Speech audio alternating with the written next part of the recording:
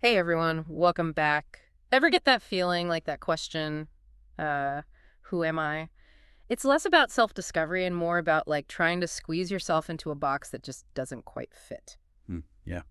Well, today we are going to be diving deep into the very idea of identity. Right. And trust me, by the end of this, you might just have a whole new perspective on who you are. We'll be exploring a bunch of stuff, philosophy, Okay. neuroscience, Sure. psychology, even a touch of Eastern wisdom, Sounds good. all guided by philosopher Emilio Sanchez and his thought-provoking article, Why the Idea of Identity is Broken. So what's fascinating about this article is that it really tackles a question that's plagued humanity for centuries. Hmm. The age-old quest to know thyself. Right. But instead of giving you a straight answer, it kind of throws you a curveball and suggests that the very idea of a fixed identity might be flawed. Okay, so we've got this article saying identity is broken. Where do we even begin to piece it back together? Well, Sanchez starts by taking us back to childhood, to that seemingly innocent question.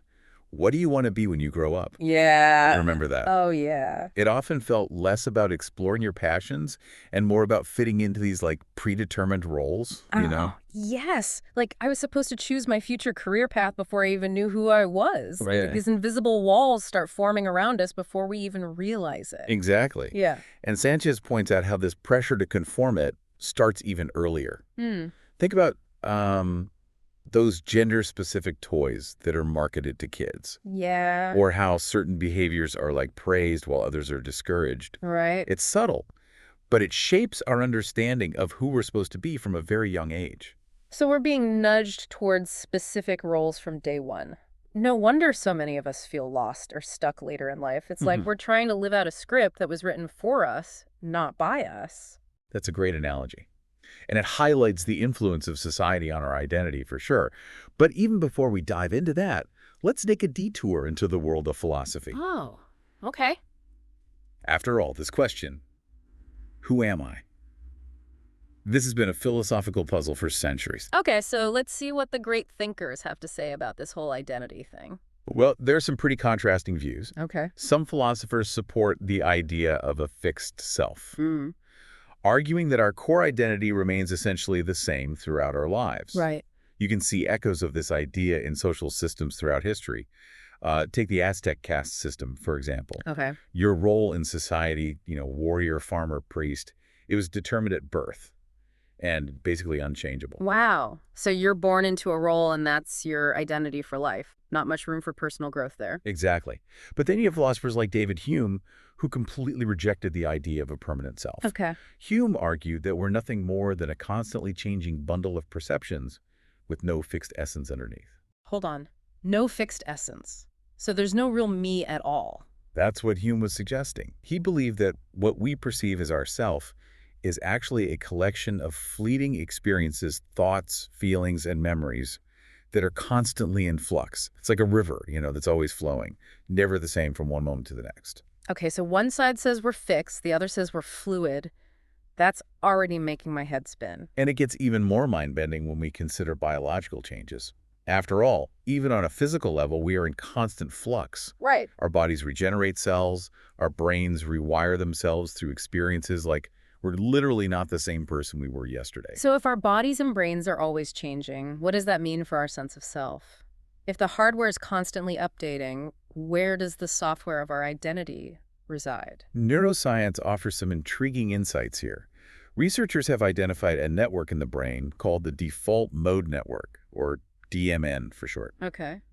That seems to be active when we think about ourselves, our memories, our future. So that's where the me hangs out, in this DMN thing. Well, it's not quite that simple. You see, even the DMN itself is adaptable, constantly changing based on our experiences. It's not a fixed location for the self, it's more like a dynamic process that contributes to our sense of identity. So our sense of self is tied to this adaptable brain network, which is also linked to our memories. But wait, didn't the article mention something about memory being unreliable? You're right, and that adds another layer of complexity to this whole identity puzzle. Okay. The article cited a study where researchers were able to implant false memories into people's minds. Oh, wow. And get this, these false memories actually changed how people saw themselves, their past, even their preferences. Whoa, that's both fascinating and a little unsettling. So even our memories of who we are can be manipulated? Does that mean our sense of self is even more malleable than we realize? It seems so. Yeah. And that brings us to a fascinating philosophical perspective from Eastern traditions like Buddhism, which introduces the concept of anatta, meaning non-self. Non-self. But we were just talking about the brain's default mode network and how it's involved in self-processing. Right. How can there be a non-self if there's a part of our brain dedicated to thinking about ourselves? That's where things get really interesting. Okay. Anatta doesn't deny that we have experiences and thoughts related to a self, but it challenges the idea that there's a permanent, unchanging entity behind those experiences. Okay. I'm intrigued. How does Buddhism explain this idea of non-self? Imagine a cake. You've got flour, sugar, eggs, butter, all these individual ingredients. Right. But when you combine them, you create something new, something that's more than just the sum of its parts. Okay, I'm following so far. So are you saying our self is like the cake, a combination of different elements? Exactly. Buddhist teachings describe 5 aggregates, or skandhas, Yeah. that make up our experience of self. Okay. These are our physical body, sensations, perceptions, mental formations like thoughts and emotions, and consciousness. So it's like these 5 ingredients are constantly interacting and changing, creating a temporary self that's in constant flux. You got it. And that's the key point of anatta. It suggests that what we perceive as our self is not a fixed entity, but a dynamic process of becoming. It's like a dance of ever-changing elements. Wow, this is blowing my mind. So we've got philosophers debating about fixed versus fluid selves, Right. neuroscientists showing us how our brains are constantly changing, Yeah. and now Buddhism throws in this non-self concept. It's a lot to process. It is, but it highlights just how complex and multifaceted this whole idea of identity is. Right. And we've only just scratched the surface. I'm already hooked. Before we dive deeper, though, maybe we should take a moment to let our listeners catch their breath. Yes, a pause for reflection is a great idea. We'll be back soon to explore how society, culture, and even our own choices shape this ever-evolving sense of self. Welcome back, everyone. So far, we've explored some pretty mind-bending ideas about identity, from the philosophical debate about fixed versus fluid selves to the Buddhist concept of anatta, or non-self. My brain is still buzzing. It is a lot to take in. It is.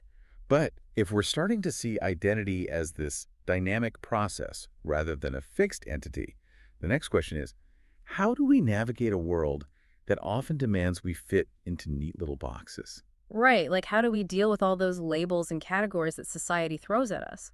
Gender, race, profession, even our relationship status. It feels like we're constantly being defined by these external factors. And that's where things get really interesting, because these societal pressures can either support our sense of self or totally derail it. Remember we talked about how our sense of self develops early on? Uh-huh. Well, a lot of that comes from the feedback we get from our environment. Like if you were always told you were the smart one or the athletic one, those labels might stick with you even if they don't actually reflect who you are deep down. Exactly. And that's where Donald Winnicott's idea of the true self versus the false self comes into play. Okay, remind me about that distinction again. Think of your true self as the core essence of who you are. Your authentic desires, feelings, and impulses. It's the part of you that thrives in safe, non-judgmental environments where you feel free to be yourself. And the false self, is that like the mask we wear to fit in? Precisely. It's the protective facade we develop to please others, avoid disapproval, or meet societal expectations.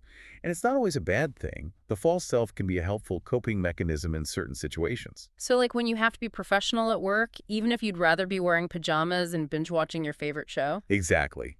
But the problem arises when the false self becomes so dominant that it overshadows the true self. So it's like we start believing the hype, even if it's not really who we are. Precisely. And that's when people can start to feel lost, inauthentic, or like they're living someone else's life. This can happen at any age, but it's particularly relevant during adolescence and young adulthood, when we're trying to figure out who we are and where we fit in the world. Right. It's like we're trying on different identities, like clothes, seeing what fits and what feels comfortable. That's a great way to put it. Yeah. And developmental psychologist Eric Erikson actually talked about this in his theory of psychosocial development. He believed that forming a strong sense of self is a lifelong process, and each stage of life presents us with unique challenges and opportunities for growth. So it's not like we just figure out who we are at 18 and then coast on that identity forever. Not at all. Yeah. Erikson emphasized the importance of exploration and experimentation, especially during adolescence and young adulthood. So like those gap year adventures or trying out different hobbies. Exactly. Those experiences can help us test out different roles and identities, figure out what resonates with us, and develop a stronger sense of who we are. Okay, so we've got these internal struggles between true and false selves, and then we've got external pressures from society telling us who we should be. How do we reconcile these competing forces? That's where it gets really tricky, because society often tries to define us by categories and labels. Right. We're categorized by gender, race, profession, religion, you name it. It's like we're constantly being asked to check boxes on a form, reducing ourselves to a set of predefined options. Ugh, yes. It's like those online quizzes that try to tell you your personality type based on a few multiple choice questions. Right. It feels so limiting. And while these categories can be helpful for organizing information and understanding social structures, they can also become pretty limiting when it comes to identity. Think about it. Okay. When we start to identify too strongly with a particular label, it can lead to self-limiting beliefs. Oh, I totally get that. Like, if you identify as not a math person, you might avoid challenges or opportunities that involve numbers, even if you actually have the potential to excel. Exactly. And that's the danger of the categorization trap. We can internalize these labels and start to believe that they define our limits. It's like those invisible fences we talked about earlier. So how do we break free from this categorization trap? If we shouldn't box ourselves in with labels, how are we supposed to think about who we are? That's where the idea of expanding our identity comes into play. Instead of seeing ourselves as fixed entities defined by limited labels, what if we embraced a more fluid and multifaceted understanding of self? Okay, I'm intrigued. Tell me more about this expanding identity thing. What does that even look like? Well, for starters, it challenges us to move beyond a purely individualistic notion of self. Our identity isn't just about our individual characteristics or achievements. It's also about our connections to others, to our environment, even to objects and experiences. Connections to objects. How does that play into our identity? You'd be surprised. Have you ever noticed how attached people can get to certain possessions? There's actually a psychological phenomenon called the endowment effect, where we tend to value things more highly simply because we own them. Oh, I know this one. Like that beat up old sweatshirt I can't bring myself to throw away, even though it's full of holes. Exactly. And it goes beyond sentimental value. On a neurological level, owning something actually activates the same areas of the brain associated with self-processing.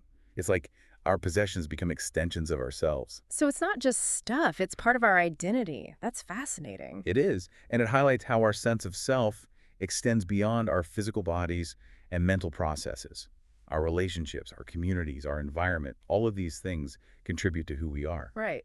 I'm thinking about how my identity is shaped by being part of a family, a group of friends, even my online communities. It's like these connections weave together to create a richer, more complex tapestry of self. That's a beautiful analogy. And it reminds me of the Hadza people, a hunter-gatherer community in Tanzania that emphasizes communal sharing over individual ownership. So their identity is less about me and more about we. Exactly. It's a fascinating example of how cultural values can shape our entire understanding of who we are. And it highlights the importance of expanding our sense of self to include these larger connections. I'm starting to see how this all ties together. Instead of limiting ourselves to narrow categories or clinging to a fixed sense of self, we can embrace a more expansive, interconnected identity that's constantly evolving. Precisely. And that shift in perspective can be incredibly liberating, but it also comes with its own set of challenges. Like what? Well, if we're no longer defining ourselves by fixed points of reference, if our identity is constantly in flux, how do we navigate all the choices and possibilities that come with that freedom? That's a great question. If there's no set map for who we should be, how do we find our way? That's where we need to develop a different kind of navigational tool, something less like a map and more like an inner compass. We're back, and I am still processing everything we've discussed about identity. It's a real head trip, but in a good way. Yeah. So we've moved beyond those rigid categories and labels and started thinking about identity as this dynamic, interconnected thing. Right. But if we're constantly evolving, how do we navigate a world that often demands we know exactly who we are and where we're headed? That's a great question. And it brings us to this idea of developing an inner compass. Okay, an inner compass. I like the sound of that. But what does it actually mean? Instead of relying on those external definitions or fixed points of reference, an inner compass helps you tune into your own intuition, your values, your deepest desires. It's about developing a sense of self-awareness that allows you to make choices that are aligned with your authentic self, even as that self is constantly evolving. So it's less about having a detailed map and more about trusting your gut feeling. Exactly. It's about learning to listen to that inner voice that tells you what feels right, what resonates with your core values, even if it goes against societal norms or expectations. Yeah. And just like a compass, it might not always point in a clear direction.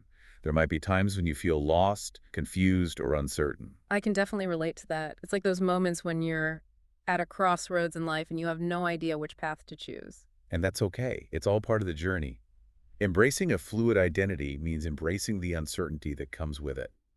It's about being open to the questions, to the possibility of changing course, to the adventure of discovering who you are becoming. So it's not about having all the answers, but about being open to the questions. That's a big shift in perspective. It is. And that openness, that willingness to embrace the unknown, is where the real magic happens.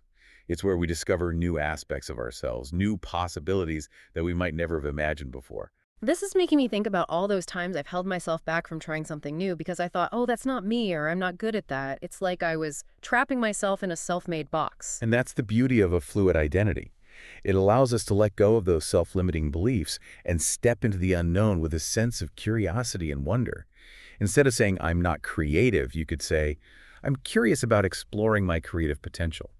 I love that. It's like we're giving ourselves permission to experiment, to play, to discover new aspects of ourselves without the fear of judgment or failure. Precisely. And as we embrace this playful, experimental approach to identity, we might be surprised by what we find. We might uncover hidden talents, rediscover passions that we thought we'd lost, or forge new connections that enrich our lives in unexpected ways. Okay, this is all incredibly inspiring, but I'm also wondering about the practical implications. If identity is fluid, how does that affect our sense of purpose? Yeah. If there's no fixed me, how do I find my place in the world? The age-old question of purpose. Instead of searching for that one grand mission that defines our existence, what if we focused on living a purposeful life? I like that distinction. So it's not about finding a fixed purpose, but about infusing our everyday actions with intention and meaning. Exactly. It's about identifying those activities, connections, and pursuits that bring us joy, ignite our passions, and make us feel alive and engaged with the world. It makes me think about that quote by Viktor Frankl: man's search for meaning is the primary motivation in his life. Maybe the key isn't to find one big meaning with a capital M, but to create meaning in each moment through our choices and actions. That's a beautiful way to put it. And as we embrace the fluidity of our identity, we might find that our sense of purpose evolves and expands as well. It's like we're not limited by a static definition of who we are or what we're meant to do. We have the freedom to explore, to experiment, to create our own meaning and purpose in the world as we grow and evolve. Absolutely. And that freedom comes with a responsibility to live authentically, to align our actions with our values, and to make choices that contribute to something larger than ourselves. So it's not just about finding our own individual purpose, but about recognizing our interconnectedness and using our unique talents and passions to make a positive impact on the world around us. Precisely.